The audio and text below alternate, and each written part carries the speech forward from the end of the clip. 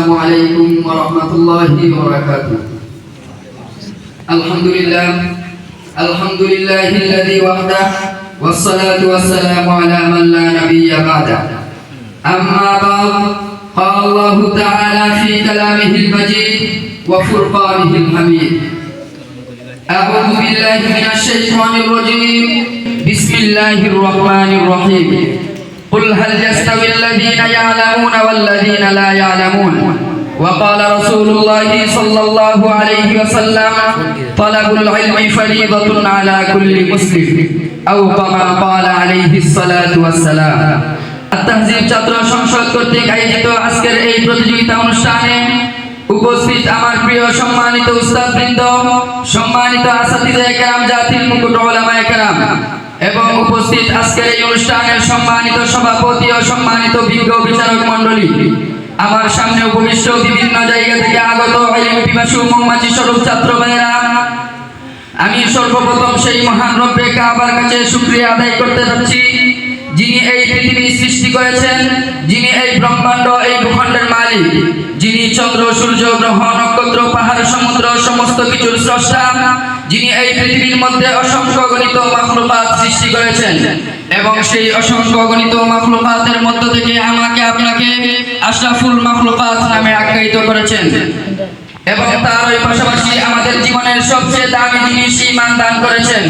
শুধু তাই নয়, সাইয়্যিদুল মুরসালিন রাহমাতুল লিল আলামিন শাফিউল মুযনিবিন নবিউল আযম হযরত মুহাম্মদুর রাসূলুল্লাহ সাল্লাল্লাহু আলাইহি ওয়াসাল্লামের উম্মত হিসেবে শেষ নবীর উম্মত বানিয়েছেন এবং তার ওই পাশাপাশি শেষ নবীর উম্মতদের মধ্য থেকেও আমাকে আপনাকে বাছাই করে ইলমে নববী, ইলমে ওয়াহির শিক্ষা গ্রহণ করার জন্য এবং আমাদের উস্তাদবৃন্দদেরকে ইলমে নববী, ইলমে ওয়াহির শিক্ষা প্রদান করার জন্য পাটলি দারুল উলুম টাইটেল মাদ্রাসায় আসার তৌফিক দান করেছেন।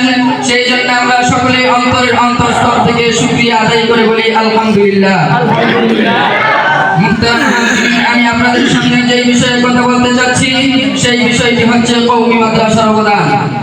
এই বিষয়টি এতটাই গুরুত্বপূর্ণ যে আজ কওমি মাদ্রাসা তার অবদানে দ্বীন, ঈমান, আখলাক এবং ইসলামী সভ্যতাকে জীবন্ত রেখেছে। কেননা কওমি মাদ্রাসায় ওই শিক্ষাই দেওয়া হয় যেই শিক্ষা নবী আকরাম সাল্লাল্লাহু আলাইহি ওয়াসাল্লাম মক্কা নগরীর দারুল আরকাম নামক স্থানে দিয়েছিলেন। যেই শিক্ষাকে প্রচার ও প্রসার করার জন্য তিনি বেছে নিয়েছিলেন সুফা নামক আঙ্গিনাকে। যেই সুফা নামক আঙ্গিনা থেকে সাহাবীগণ, তাবেঈন, তাবে তাবেঈন এবং আইম্মায়ে মুজতাহিদিনগণ ছড়িয়ে পড়েছিলেন সারা বিশ্বের আনাচে কানাচে রিসালাতের নূর পৌঁছে দেওয়ার জন্য। সেই শিক্ষাই দেওয়া হয় বর্তমান কওমি মাদ্রাসায়।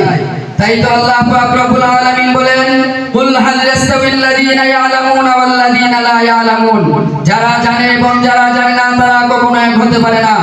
তাই বলতে চাই, এই পৃথিবীর মানচিত্রের মধ্যে যদি কওমি মাদ্রাসার অবস্থান না থাকতো, তাহলে জাতির চিন্তনাতার প্রভুকে, জাতির চিন্তনাতার রাসূলকে সেই আইয়ামে জাহিলিয়াতের যুগের মতো নিজেদের হাত দিয়ে হাজার হাজার মূর্তি বানিয়ে সেই মূর্তির পূজা করে নিজেদের প্রভুকে নিজের হাতেই ভেঙে ফেলতো।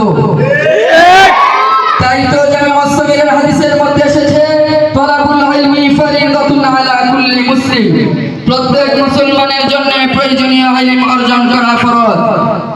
মুহতারাম হাজিরিন, আজ যদি এই পৃথিবীর মানচিত্রের মধ্যে কওমি মাদ্রাসার অবস্থান না থাকতো, তাহলে হয়তো আজকের সমাজকে উপহার দেওয়া যাইতো হিরোডোটাসের মতো ব্যক্তিত্বকে। হয়তো আজ সমাজকে উপহার দেওয়া যাইতো গুগল, মাইক্রোসফটের প্রতিষ্ঠাতাদের মতো ব্যক্তিত্বকে। কিন্তু সমাজকে উপহার দেওয়া যাইতো না যুগ সংস্কারক বিশিষ্ট ওলি হযরত আশরাফ আলী থানভী রাহিমাহুল্লাহর মতো ব্যক্তিত্বকে। সমাজকে উপহার দেওয়া যাইতো না ইমামুল আসর হযরত আনোয়ার শাহ কাশ্মীরি রাহিমাহুল্লাহর মতো ব্যক্তিত্বকে। সমাজকে উপহার দেওয়া যাইতো না হযরত হুসাইন আহমদ মাদানী রাহিমাহুল্লাহর মতো ব্যক্তিত্বকে। মুহতারাম হাজিরিন, আমি আপনাদেরকে স্মরণ করিয়ে দিতে চাই সেই 1757 সালের ঘটনা, যেই 1757 সালে মুসলমানদেরকে নিজেদের ভূমির মধ্যেই নিজেদের মা বোনদের ইজ্জত লুণ্ঠন করা হয়েছিল।